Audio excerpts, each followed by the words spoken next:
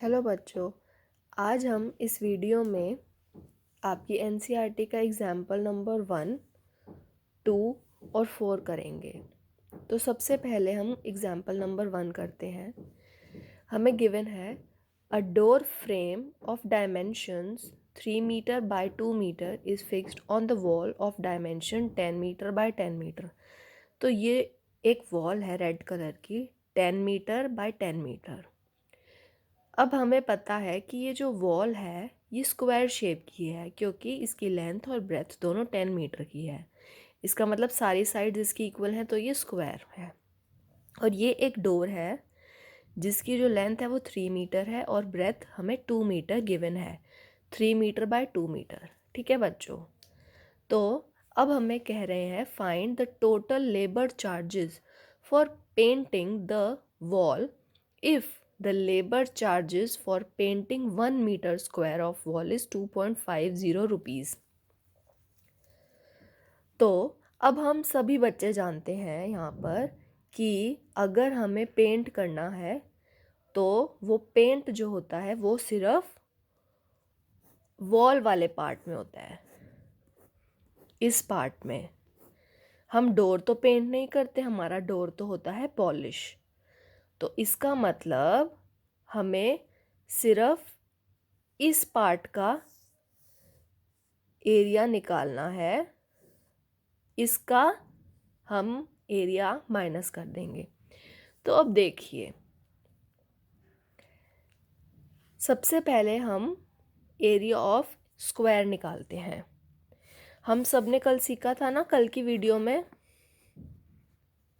Area of square कैसे निकालते हैं हम। आप देखिए, अगर यहाँ पर कुछ बॉक्सेस हैं,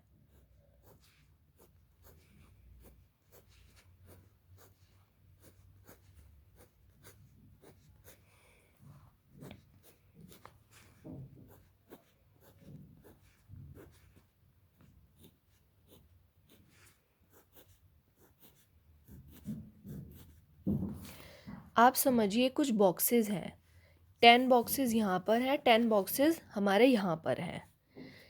तो 10 बॉक्सेस 10 बॉक्सेस 10 बॉक्सेस ये सारे हमारे यहाँ तक हैं। तो हमने कल सीखा था ना बच्चों कि बजाय हम एक एक बॉक्स गिनने के, अगर हम इसको इससे मल्टीप्लाई कर दें तो हमारा क्या आ जाएगा, 100 मीटर स्क्वायर आ जाएगा। वही हमारा स्क्वायर का एरिया होता है।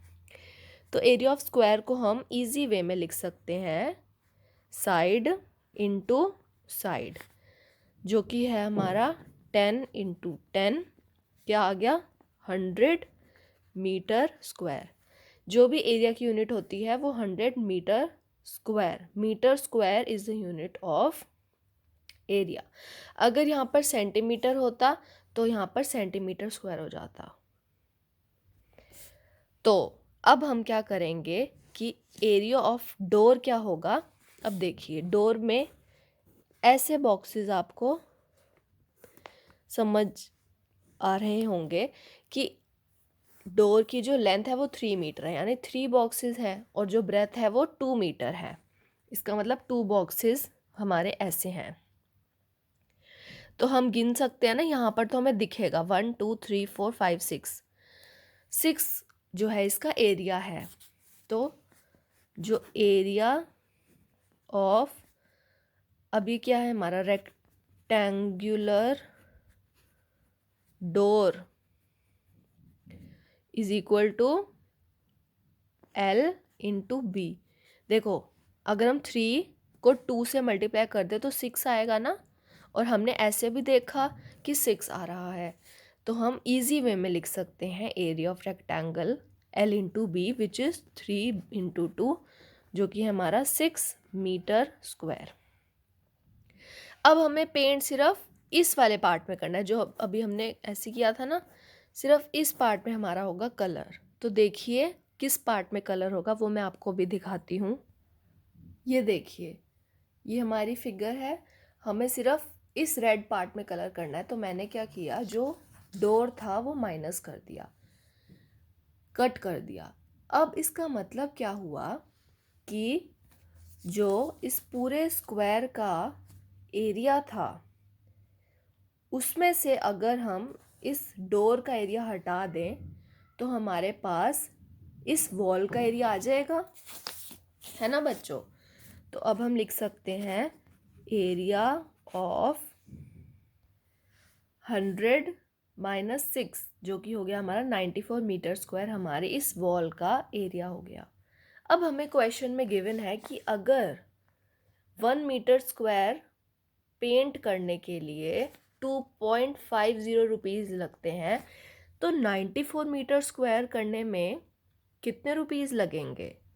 तो हम क्या कर सकते हैं, 94 को 2.5 से मल्टीप्लाई कर सकते हैं जो कि हमारा आंसर आ रहा है 235 रुपीज़। हमारा एग्जाम्पल नंबर 2 है the area of rectangular sheet is 500 centimetre square. एक हमारे पास एक रेक्टेंगुलर शीट है जिसका एरिया 500 सेंटीमीटर स्क्वायर है। If the length of the sheet is 25 centimetre what is the width. हमें पता है जो लेंथ है वो एक रेक्टेंगल की लॉन्गर साइड होती है, तो हमें पता है कि ये 25 सेंटीमीटर की है। तो हमने सीखा था कि इसका मतलब है कि यहाँ पर 25 छोटे छोटे बॉक्सेस हैं, ठीक है। और ये भी इन्होंने बताया है कि हमारे पास टोटल बॉक्सेस कितने हो गए, 500 हो गए। पर अब एरिया निकालने के लिए हमें ये वाली भी तो साइड पता होनी चाहिए थी ना। पर अब क्या हुआ, इन्होंने हमें एरिया गिवन कर दिया, दे दिया।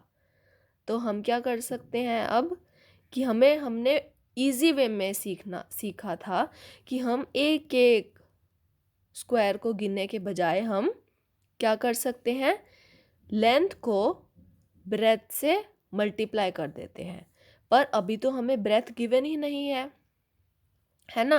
और जो टोटल नंबर ऑफ स्क्वायर्स होते हैं वो किसके बराबर होते हैं, एरिया के। ये हमने सीखा हुआ है अपनी पुरानी वीडियोस में। तो हम क्या कर सकते हैं कि 25 इंटू हमें नहीं पता कि यहाँ पर कितने स्क्वायर्स हैं, तो हम इसको क्वेश्चन मार्क मान लेंगे, is equal to 500।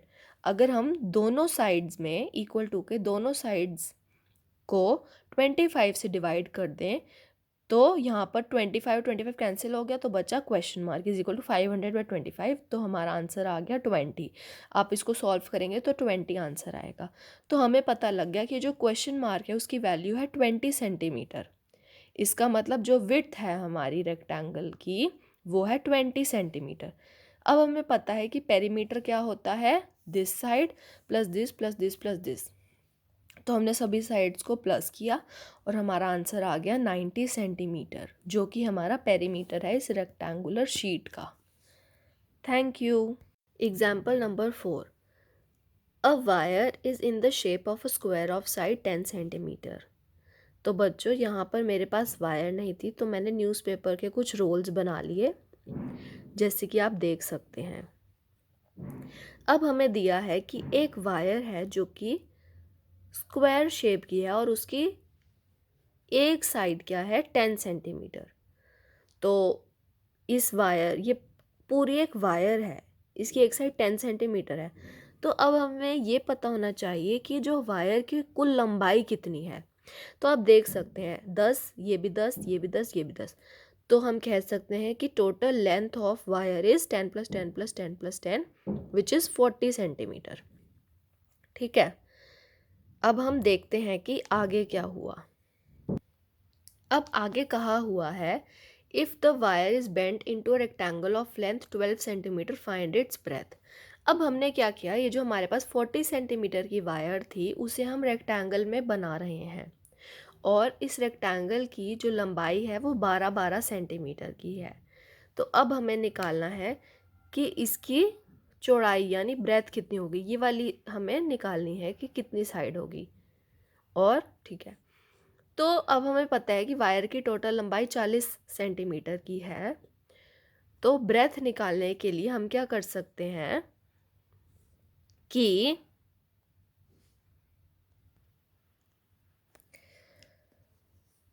We know that we have 40 centimetre of wire. हमने अभी पता लगाया था ना कि टोटल लेंथ 40 सेंटीमीटर है हमारे पास वायर की। तो 12 + 12 ये हमें पता नहीं और ये भी नहीं पता। वो किसके बराबर है? 40 के। तो 12 + 12 plus question mark is equal to 40। हम 40 को यहाँ पर भी रख सकते हैं और इस साइड भी रख सकते हैं, ये आप सभी जानते होंगे। तो 12 और 12 कितना होगा? 24 प्लस क्वेश्चन मार्क 2 बार है, तो हम दोनों क्वेश्चन मार्क को ऐड करके एक साथ लिख सकते हैं 2 क्वेश्चन मार्क। यहाँ पर क्वेश्चन मार्क क्या है? ब्रेथ। अगर हमने दोनों साइड से 24 को माइनस कर दिया तो यहाँ पर आ गया 16 is equal to 2 question mark. और अब दोनों साइड को हम 2 से डिवाइड करें तो हमारे पास आ गया 8 is equal to question mark which is breadth. ठीक है, तो हमने जाना कि जो रेक्टेंगल की ब्रेथ आई है वो आई है 8 सेंटीमीटर की। तो अब आगे पूछा है which encloses more area, the square और रेक्टेंगल। तो हमने देखा था ना कि पहले जो स्क्वायर था उसकी साइड थी 10 सेंटीमीटर और अब हमारे पास एक रेक्टेंगल बना है जिसकी लंबाई 12 सेंटीमीटर है और ब्रेथ जो है वो है 8 सेंटीमीटर। तो हमें पता है area of square is equal to 10 × 10। बच्चों, अब हम काफ़ी चीज़ें सीख गए हैं, तो अब हम 10 और 10 डिब्बे 10 गिनने के बजाय हम 10 × 10 डायरेक्ट लिख सकते हैं। तो हमारे पास है 100 सेंटीमीटर स्क्वायर। और ऐसे ही एरिया ऑफ रेक्टेंगल क्या आएगा? 12 × 8 विच इज़ 96 सेंटीमीटर स्क्वायर। ठीक है, तो हमें यहाँ पर पता लगा कि जो एरिया है स्क्वायर का वो ज़्यादा है रेक्टेंगल के एरिया से। ठीक है, तो हमें यहाँ पर ये भी पता लग सकता है कि इन दोनों फिगर्स का पेरीमीटर तो सेम है पर इनका एरिया जो है डिफरेंट आया है। बच्चों, मैंने आपको कल की क्लास में एक क्वेश्चन भी दिया था ना कि ऐसी सिचुएशन बताइए जिसमें पेरीमीटर सेम हो पर एरिया अलग हो, तो ये उसका एक आंसर भी हो सकता है। So thank you.